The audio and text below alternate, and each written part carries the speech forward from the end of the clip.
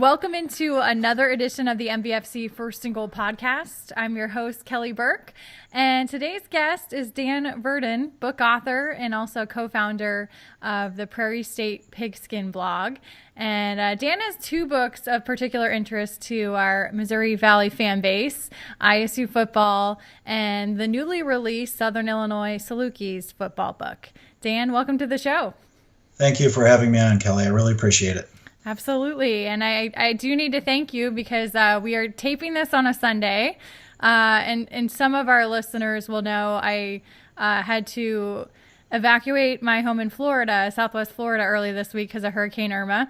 So you are a very welcome distraction this Sunday as the hurricane is bearing down on where our house is, and obviously just waiting to see how everything plays out. Well, you and your husband are certainly in our thoughts and prayers, and I hope everything works out. Well, thank you. Yeah, we are hoping for the best.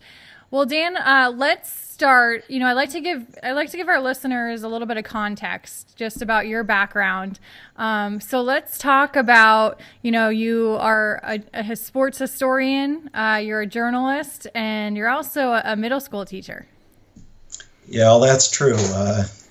Kind of a varied background there, but I just started my 30th year of teaching middle school. A lot of people think I'm crazy, but I really, really do enjoy that age. Yeah. What specific grades are you teaching, and what subjects?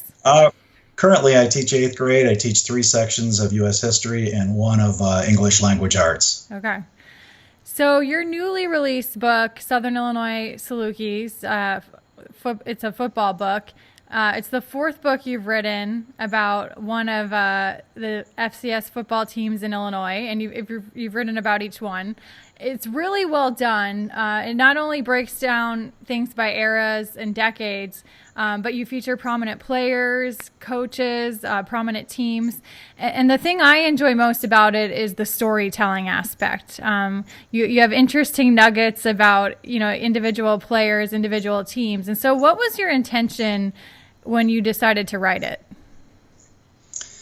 Well, no disrespect to University of Illinois or Northwestern University, but those stories have been told, many times over. And when I initially started out on all this, I just took a look around the state, and I said, there's so many great stories that maybe regional pockets of the state know, but I think we wanted to get those stories out, for anybody who was interested, whether it was Southern Illinois, Illinois State, or whomever. As far as the process goes, let's delve into that.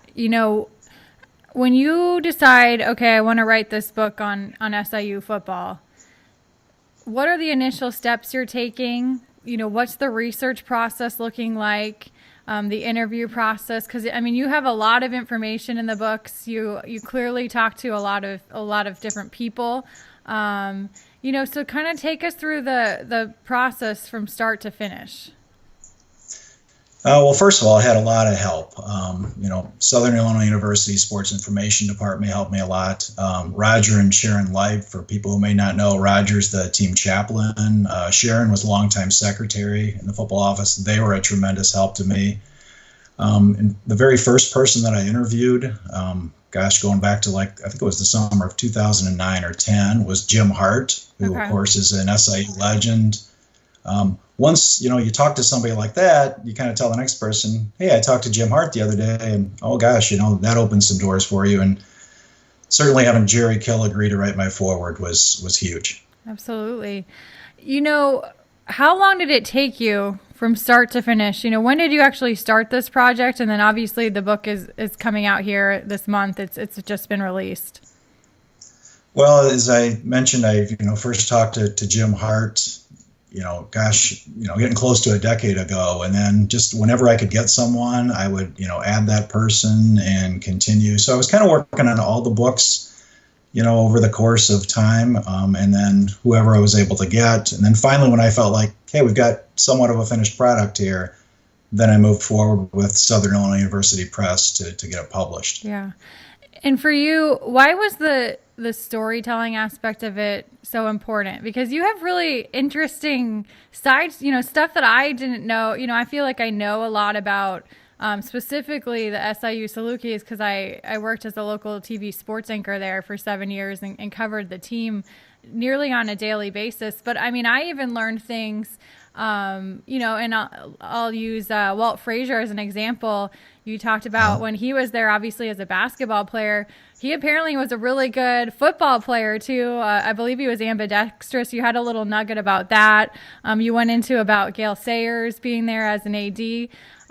So how did you know, I guess, why was it so important for you to use those little kind of side stories to tell the narrative? Well, I look at a couple of things. First of all, when people refer to this as my book, I don't really see it that way. I see it more as, you know, these players, these administrators, these coaches who built this program, and I'm just kind of the conduit between them and the reader. I'm telling their stories. The other aspect is, you know, I enjoy reading history. I enjoy reading things about sports, and I just kind of thought to myself, the books that I've really enjoyed, what's made them unique and interesting, and it's that storytelling aspect. Mm-hmm. You know, when you're writing the book on SIU, what was the thing or things that surprised you most to learn? You know, I thought one of the surprises to me is they got a bit of a later start as compared to some of the other schools. I mean, they were in the late 1890s. They were kind of a loosely formed club team, I guess, for a better word, that, you know, there was a lot of concern over at the time, like, you know, with safety, which, gosh, here we are all these years later, and what's a huge concern, safety. But it wasn't until the faculty and the administration at Southern Illinois actually approved the football team that the first official team wasn't until 1913. So that was kind of surprising to me. Yeah. Who do you feel like, you know, there's obviously a number of people that were extremely influential, you know, in the history of SIU football in particular, but who do you feel like were some of the most influential in terms of whether it be a player, a coach? You know, there's obviously the 1983 national championship team. Well, I think it kind of all starts with William McAndrew, who the old stadium was named after. I mean, he was such a fixture, not just with SIU football, but SIU athletics. The entire athletic department as director, PE teacher. I mean, in those days, they kind of did it all. I believe he coached football, basketball, baseball. And then he had an untimely death in the 1940s. The stadium was renamed in his honor. So I think it all starts with him. But certainly things you mentioned, that 1983 team, I was in college at the time, and, you know, that really was a huge event, not just in the Southern Illinois region, but I think throughout the state, because, you know, people forget there weren't any 1985 Chicago Bears at that point. There wasn't the Bulls dynasty, the Blackhawks, and on and on. So that was a big deal. Yeah. You know, the other thing I thought was really interesting about the book is you have, after kind of each player, you have a little 4 down section where you include things like their worst summer job, their favorite class that they took, whether it was in high school or college. You know, there's 4 different areas that you get into. And so how did you choose to do those 4 specific things? You know, I can't really remember exactly how I settled on those 4 things, but being a teacher, I work with a lot of women, and I kind of bounce ideas off them, and I say, you know, what would interest you? And a lot of them kept coming back to, you know, the football stuff's okay, but we're really after what's this person like as a human being, and what was it like when he was growing up? And so somehow, some way, I just kind of came up with those 4 questions, I think, early on, and I'm like, well, I want to be consistent, so I continued to throw those out. A year ago, you wrote a similar book about Illinois State football, you know, that I had previously mentioned, and that came out then. Do you tend to use the same blueprint book to book as far as your approach? And then if so, what are the biggest differences between the 2 programs, Illinois State and SIU, from a historical context, would you say? You know, I do tend to have a basic template, because not that necessarily one person is going to pick up, you know, all 4 of my books and look at them. But in the event they did, I did want there to be some sort of a consistency, or kind of a template, I guess. I guess the biggest difference is that Illinois State has really enjoyed kind of their golden era.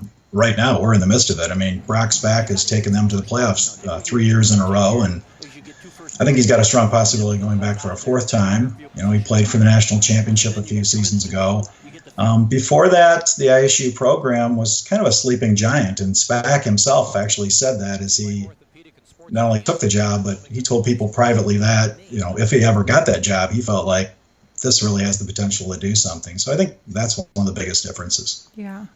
There's, besides Coach Spack, there's been a legacy of coaches at Illinois State. You wrote about Edwin Struck, who was there from kind of the mid-1940s until the mid-1960s. There was obviously Todd Berry in the late 90s. But what do you feel like specifically Coach Spack has meant to the Redbirds, and how and why do you feel like he's taken the ISU football program to new heights since he's taken over, back in 2009? Well, something that's been mentioned to me along the way by many people is a lot depends on who your administration is at the time, what support you have. I know I talked with Mike Reese, another guy who helped me with the Southern Illinois book, who's been around that program for quite a while. He mentioned that to me. But I think getting back to ISU, I think one thing Coach Spack really has going for him is he's an Illinois resident. He grew up in Rockford. He went on to, play and coach at Purdue, but I think he has ties to the state. I think he's really amped up the recruiting in the Chicagoland area. I mean, he has great ties through his assistant coaches to the Chicago Catholic League. Obviously, they've pulled from other areas. They've gotten a lot of really good players out of the Indianapolis area. I think he also arguably has, some of the finest facilities of the schools we're talking about. And then I think one more thing is, I think he's got the foresight to, maybe there's a recruit that ISU might not get initially, but he's going to at least contact that guy, go after him. Maybe a year or two down the line, if he's not happy at his FBS school, he might want to transfer. Yeah. He's kind of already got his foot in the door. In that case, and that is Trey Roberson, who was the quarterback when they went to the national championship. Yeah. You also spent some time, you went to SIU Football Media Day this year. And so what are your impressions so far of Coach Nick Hill? He appears in your book not only as a player, but obviously now as a coach. And, he's a huge part of that Southern Illinois area, just having grown up in nearby DuQuoin. You just hit on it. I mean, he's not just, somebody for SIU. I mean, the entire region knows who Nick Hill is. He's kind of their favorite son, so to speak. And his enthusiasm, I know Nick very well. I mean, he's very enthusiastic. He's young enough to where he can really relate to these players. He has contacts. He's got, some pro football experience. He is smart enough to know to bring in assistant coaches for maybe areas that he doesn't know as much about. And he's trying to build not just the football program, but he's got them going out doing community service and so forth. And that goes a long way. Yeah. My conversation with Dan continues shortly, but if you're enjoying this edition of the MVFC First and Goal podcast, check out all the Lineup Media Group offerings featuring your favorite sports and non-sports podcasts too. Now back to the show.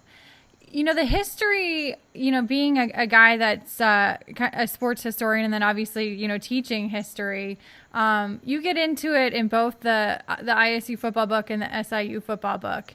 And I found it particularly interesting, specifically the parts dealing with, race relations, the breadth of the duties that coaches back in the day took on, not just specifically as a football coach, but maybe as a PE teacher, an AD.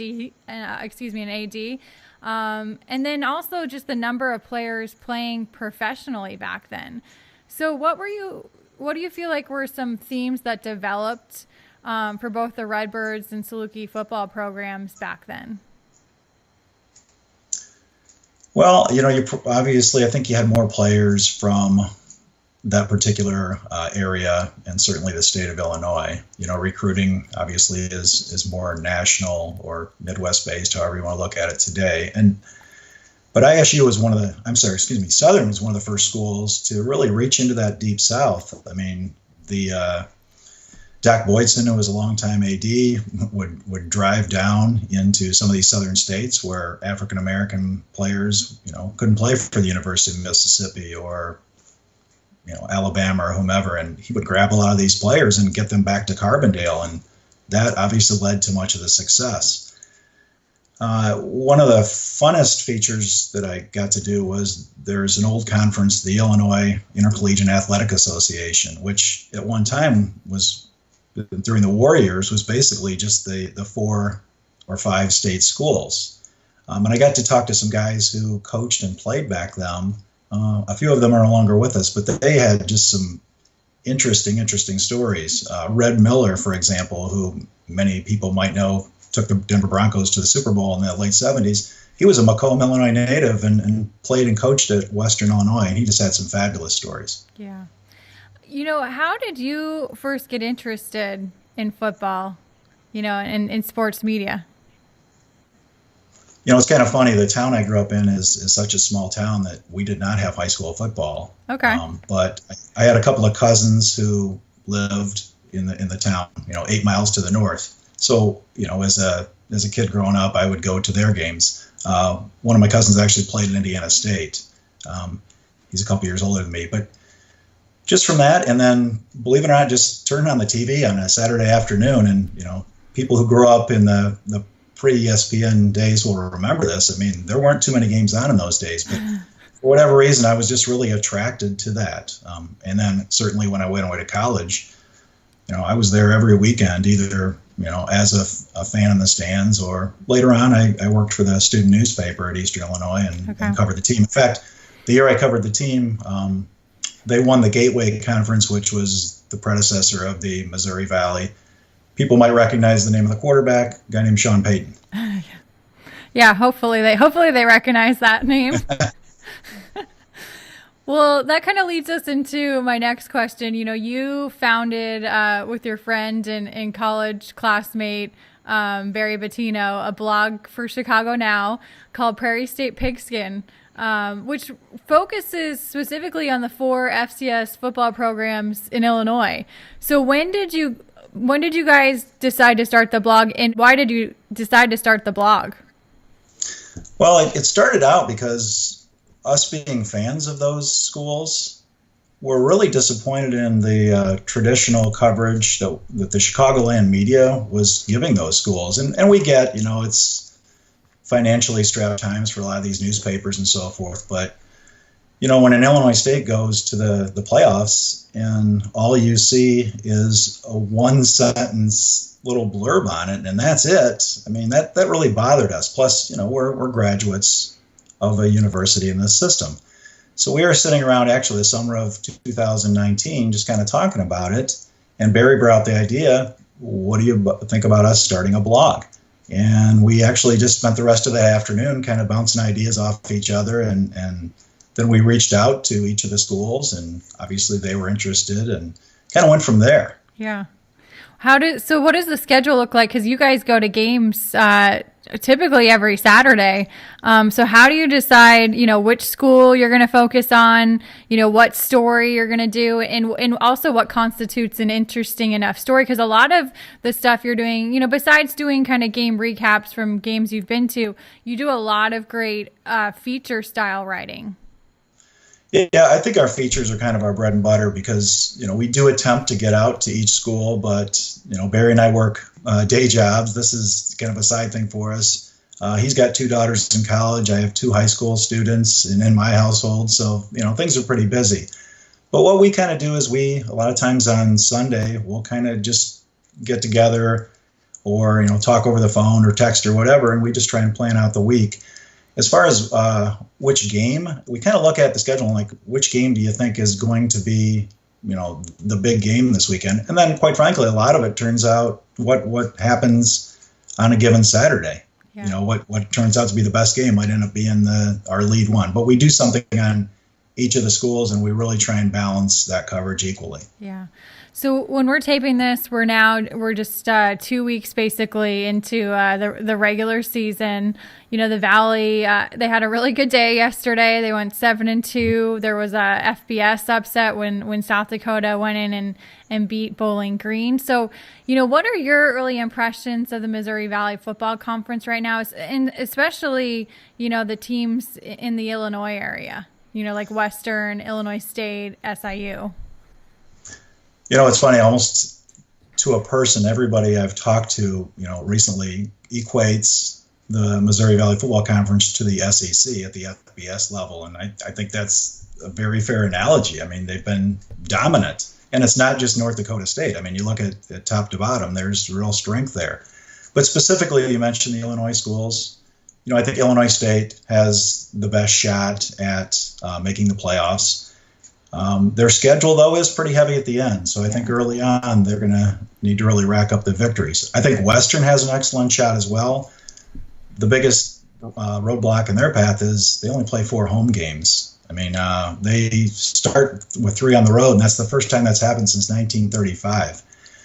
Southern, Nick Hill's really building something down there. It'll be interesting to see how it plays out. The biggest obstacle there is they're in the Missouri Valley Conference. Exactly. But I think that does help them, though, because you're going to get more teams from the Missouri Valley into the playoffs than other teams. Yeah. So I'm not saying Southern's a playoff team this year, but I think in the near future, they're going to make a run at it. How have you seen the Valley change since you and Barry decided to start your blog? North Dakota is going to come in a few years. I mean, they're a team that has been a traditional power and ranked. I just feel like it keeps getting stronger and stronger. It seems like the schools are upgrading their facilities or attempting to do so. I think the recruiting bases are getting wider. There's probably more exposure than ever nationally with FCS. So I just think that growth is going to continue. Yeah. Dan, I think it's important to point out, you live in Illinois. I spent a number of years in Illinois and obviously recently moved from there. But there is a lot of ongoing budget issues that specifically not only affect, education and the level you're teaching, but specifically the state universities, and it trickles down to the athletic departments as a result. And we haven't necessarily seen it affect it in a big way yet. The football programs, at SIU, Illinois State, or Western Illinois, but at some point, if this budget thing doesn't have a better solution, and doesn't get out of the mess it's in, it's going to have an effect on those 3 programs. And so what do you feel like, besides actually winning, how does an Illinois State, how does a Western Illinois, how does an SIU, stay in the thick of the Valley race, be one of the top tier Valley teams, while maybe being at a disadvantage at some point here from an economic standpoint?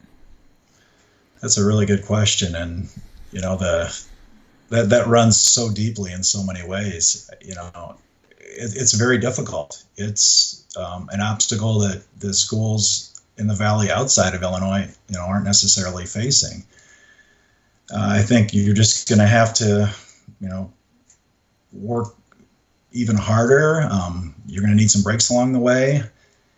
I think Illinois State does have an advantage in that, some of the industry and some of the insurance companies and things that they have in the area, plus it's just population-wise the biggest area. I think that helps them. I think, each one of these schools is looking for any revenue stream they can grab.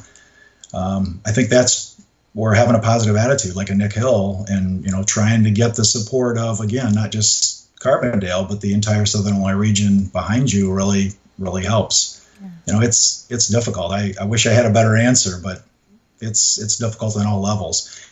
And it's really disappointing to me too, also seeing some of these universities have to face questions about not just what athletic programs they may have to drop, but academic programs. It's sad. I teach 8th graders, but I'm in contact with a lot of kids that, go into high school and beyond. And so many of the kids, when I say, hey, where are you going to college? It's out of the state of Illinois, just because there's so much upheaval. And as a lifelong resident of Illinois, that makes me sad. Yeah, absolutely. Well, you've touched on it in this interview. You're a middle school teacher. You have a family. You have high school age kids. So tell me about your day-to-day life, your family, and then how you work the blog and the books into that equation. Well, I'm usually the first one up in our house, so I'll a lot of times do work before anybody else is out of bed. But once the day's up and going, we hit the ground running. The kids are off to school, my wife and I are off to work, and then after school, it's does my daughter have a volleyball game? Does my son have baseball going on? And then like right before we did this interview, my daughter came in. Hey, will you help me study for this test I have tomorrow? Sure. So, you find time. You really do. And, my kids are my pride and joy. I do a lot of late night writing, a lot of early morning writing. I also have the advantage of being a teacher. I have time in the summer. I mean, that's really where I get a lot of things done for my books. Yeah. Well, tell us, where can people find, and I do want to show it too, the Southern Illinois Salukis football book, and then also the ISU football book that came out last year. Where can people find those? Where can they buy them? Well, I'm going to say the Illinois State book was put out by Northern Illinois University Press, who published my previous 2 books. So they can contact there. The SIU book was done through SIU Press, so those are good starting points. But you'd find them in the traditional places, Amazon, Barnes & Noble. They're going to be in the bookstores on campus. I'm actually going to come down for homecoming at SIU when Illinois State, ironically, happens to be the opponent. So I'm hoping to do some sort of a book event, a signing, a talk, whatever, on campus. So that details of that are still being worked out. Yeah. But any of the traditional places you'd find books. So how would you best sum up for people, that this is maybe the first time that they're hearing about these books? How would you best sum up what they're all about, and what the hope was in putting them together and writing them? Well, first of all, both my publishers just did a magnificent job of putting those books together. You held them up just a few moments ago. They both kind of resemble a college yearbook, as I guess how I would describe them. They're kind of a nice coffee table type item, but they're full of great stories. They have tons of photos. There's vintage photos in there. There's recent photos. The SIU book has a lot of color photos. There's photos that we had to dig very deeply for. There's one going all the way back to I think 1916 when SIU was playing.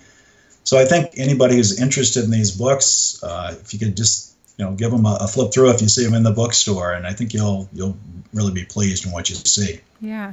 Is there anything that I haven't asked you that you feel like is important to add? And it doesn't necessarily have to be about the books. One thing that I really enjoyed, a lot of people say, hey, wasn't it cool to talk to this guy that played in the NFL or that guy who played here or whatever? And while it was, and I'm certainly appreciative of anybody who gave me time, I really enjoyed talking to a lot of the older guys who had a really interesting perspective. I mean, they've seen the evolution and the growth of the game. They've seen the way that things changed. But maybe for them, their career ended, with the final game of college. And they went on to be successful in education or business or the military or the ministry or whatever. And I think those are the stories that really, for me personally, I really enjoy the most, because it's like, hey, these 4 years that I played were great, but that wasn't the end of my life. That was, on to the next chapter. Yeah.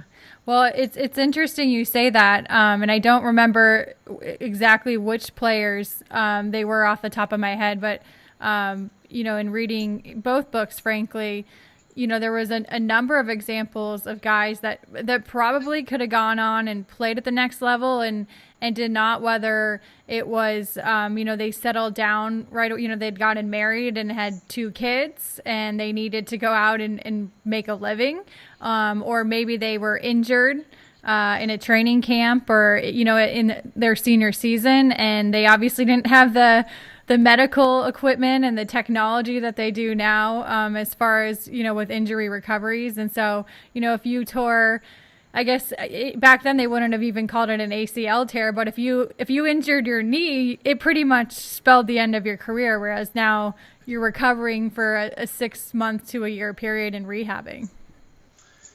Yeah, that's a very good point. And I know we've been talking about the Valley and so forth, but a name that comes to mind to me is a guy that played at Eastern right after World War II, a guy who was named Lou Stivers, who I was fortunate enough to interview. Lou passed away a couple of years ago, but he told me a really fascinating story. The team he was on a lot of them were World War II veterans who used the GI Bill to come back to school. But he, as you mentioned, a lot of these guys were married and so forth. But at the end of college, he had an offer to go play, or at least try out, for the Detroit Lions. And he kind of mulled it over with his wife.